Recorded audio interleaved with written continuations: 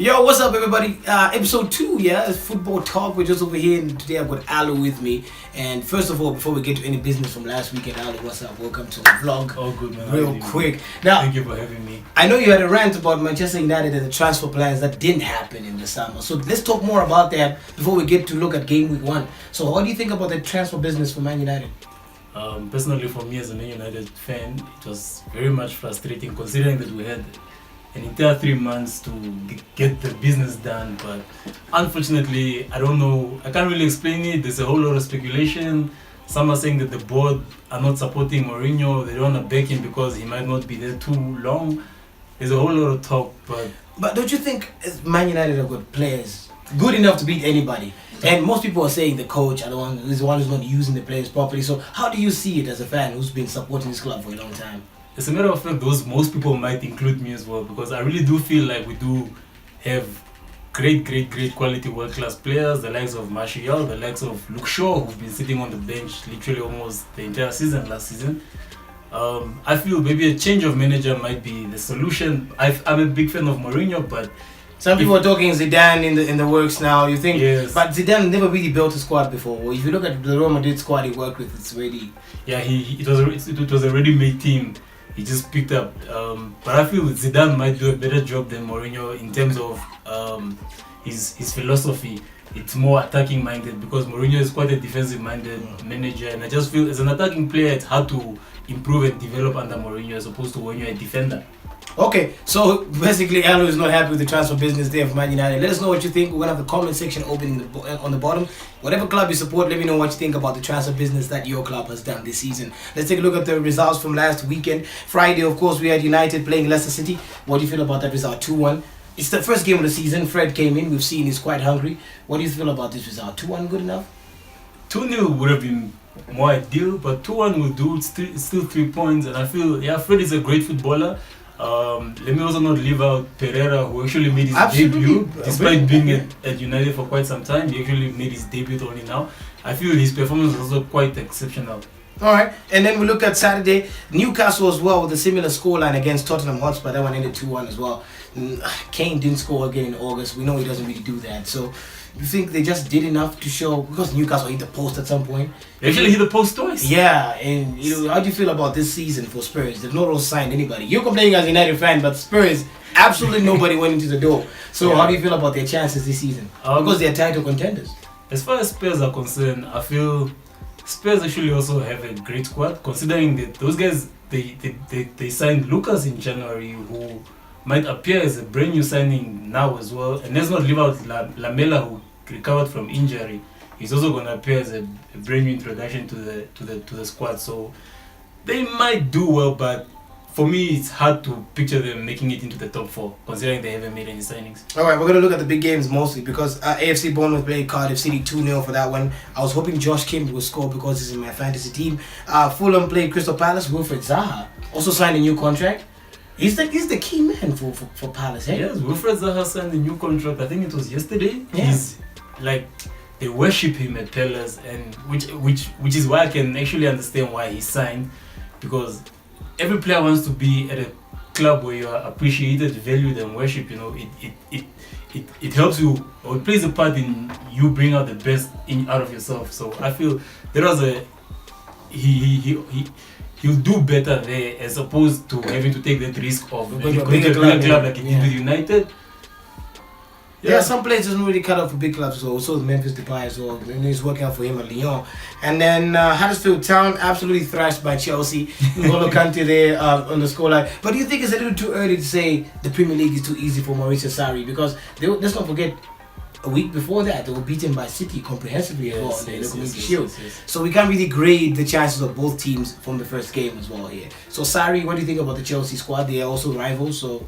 Regarding Sarri, he's actually a manager who he has a very good background, and his football philosophy is quite attack-minded as well. You can see he's changed it to 4-3-3. He's changed it to the 4-3-3. Antonio Conte had more defensive, he had more 5 at the back, and stuff going on there. And maybe there's a need to mention that last season Sarri's team Napoli were actually the second best They would have won it though. I think they would have won it. They threw it away at some point. They were on top of the table at some point. They finished the league with 99 points. That's come second. That's incredible. I wish they would have won it though. Yeah. Yeah. Okay, so Mauricio Sarri, your chances are looking good for Chelsea, as Aldo says here. We can just see how he's going to make the team gel. If Hazard does stay, because it looks like Real Madrid will be in a hunt for somebody after losing to Atletico, 4-2 in that Super Cup. They might be looking to buy the likes of Eden Hazard, another key man there. So maybe, hopefully Chelsea might want to stick to their guns here and say, I think they're definitely going to stay glued to him. If he's to leave, maybe in January once they can replace him. But as for now, I don't see him leaving. I don't see a replacement for Hazard though at Chelsea. I don't know. There were talks about Martial. Yeah. Okay, we're going to talk about that a little later as well. Watford played Brighton and Watford scored there. 2-0 Pereira, absolutely wonderful in that game. Wolverhampton Wanderers against the new guys there. Let me call them the new guys because Marco Silva, the work he's doing at Everton there. Yes, and the signings he made. Let's keep in mind that Richarlison joined them for 50 million. And he shined in the first day. He shined despite all the talk that was going on that it's too high of a price tag for such a footballer because like for the entire 2018 he had no goals or assists at his previous club.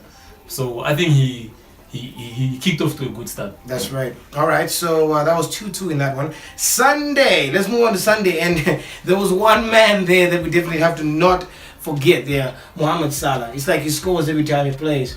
4-0 there, but the star man was Sadio Mane, of course. Yes. So Liverpool, people are saying, if City don't win it now, Liverpool are going to win it. What do you think about that? In my opinion, I honestly do agree, and I feel that Liverpool are going to be a massive threat as far as the title is concerned, clinching the title, because they have made great signings, and just from initially since Klopp joined, the signings that he's been making have been phenomenal.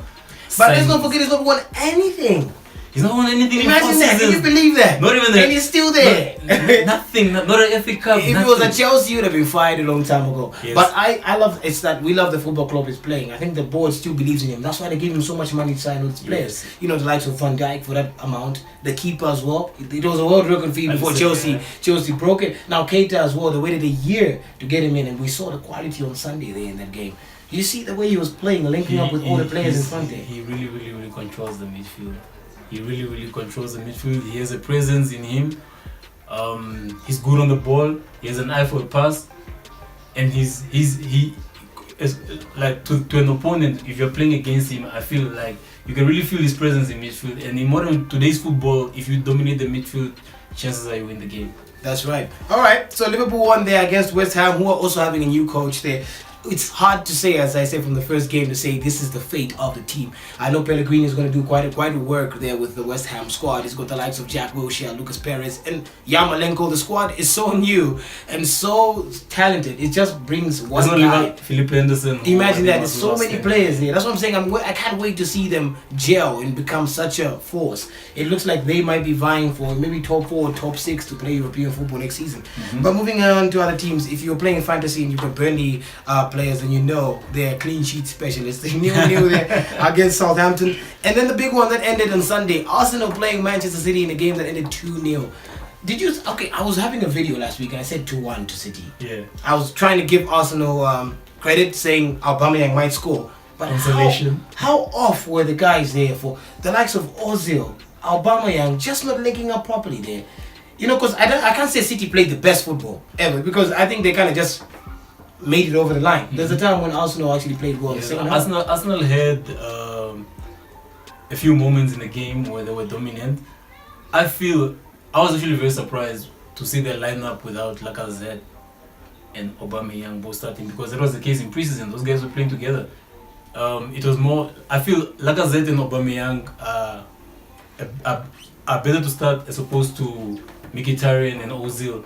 Because I feel he had Ramsey on the right there. I don't know what formation he was playing. The right. It was quite confusing. Of course, it's the first game. I think he's still trying to find the groove. Yeah, okay, as I said, we can't judge him. It's the first game, first competitive game for him, and it's a new era. People have to get out of the way from the way Arsene Wenger used to play. Now it's a new kind of football for Unai Emery. So what do you think Arsenal's chances are this season? Some people are not even giving them top 4. Let us know in the comment section below. Okay, let's do a quick look ahead. All I do here is get predictions from you. Cardiff versus Newcastle. Cardiff versus Newcastle. I think I'm going to give it to Newcastle. Maybe a 1-0. Okay. And Everton, Southampton? I think Everton will do well. Richarlison again, maybe? Richarlison in the last game he went off with a knock. I'm not sure if he will start, but even without him, I feel they can get it over the line. So what's the score there for you? 1-0, 2-0? Okay, I don't want to put words in your mouth. Let's say 2-1. 2-1. Yes. Southampton though, they need to start scoring against under Mark Hughes. It looks like they need the quality there. Leicester City are playing Wolverhampton Wanderers. Now, Leicester City played really well against Man United, especially in the second half. So what are their chances against Wolves, who actually try to hold us for the league, the Premiership there? I think Leicester will do well. I like the new signing, Madison. Really good on the ball. Yeah, he's quite good on the ball, considering that he came from Championship. I think they're gonna nick that one as well. Say 2-1. I'm going to say 2-1. Yes. Leicester 2-1. Okay, takes a brave man to call these things. Tottenham are playing Fulham. I can only see a Tottenham win here. Can you as well? Same as I think that one's a straight 3-0. 3-0. Okay, if you're playing fantasy and you're I think Harry Kane will score finally in August. We need to see Harry Kane scoring in August, guys. He's the Golden Boot winner in the World Cup. We need more, Kane. We need more. West Ham are playing Bournemouth. Wow, what a fixture. First of all, Eddie Howe's side for Bournemouth really attack, and then Pellegrini might be working on some things in training this week that we don't know about. So what's the scoreline for you here? That one's a tough one to call actually. I might go for a 2-2 draw. 2-2, goals galore. Galore. Because Bournemouth don't really defend so well sometimes. Yes. I think they'll score, but they'll also concede.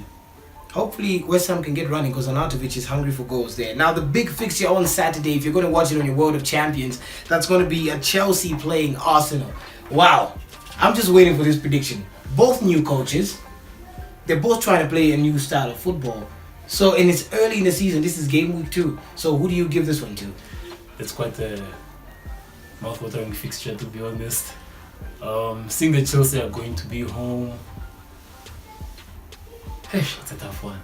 I feel. I can't get these predictions. Hey, it's tough. I said it's a brave man to call these, huh? Yes. Arsenal might stand a chance, depending on their lineup.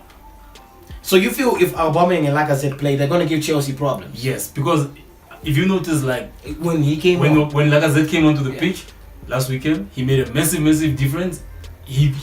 I think that was the chance that he missed. That was probably the first chance. And he had a good volley. Yes, that volley. That went in. I think that was the first chance to go for Arsenal. So depending on how Arsenal line up, they might stand a chance. But if they line up without Aubameyang and Lacazette, I think Chelsea. I'm still waiting for this scoreline. It's taking like 5 minutes to get this scoreline out of Alu here. Say maybe 2-0. 2-0 in favor of Chelsea. In favor of Chelsea. Wow. Okay. I'm sure Hazard will start this time. Hopefully, and he performed really well in the 15-minute cameo there. And then on Sunday as well, in your World of Champions, we got Burnley playing Watford in the first fixture, and then we also have Manchester City playing Huddersfield Town. So Burnley versus Watford there.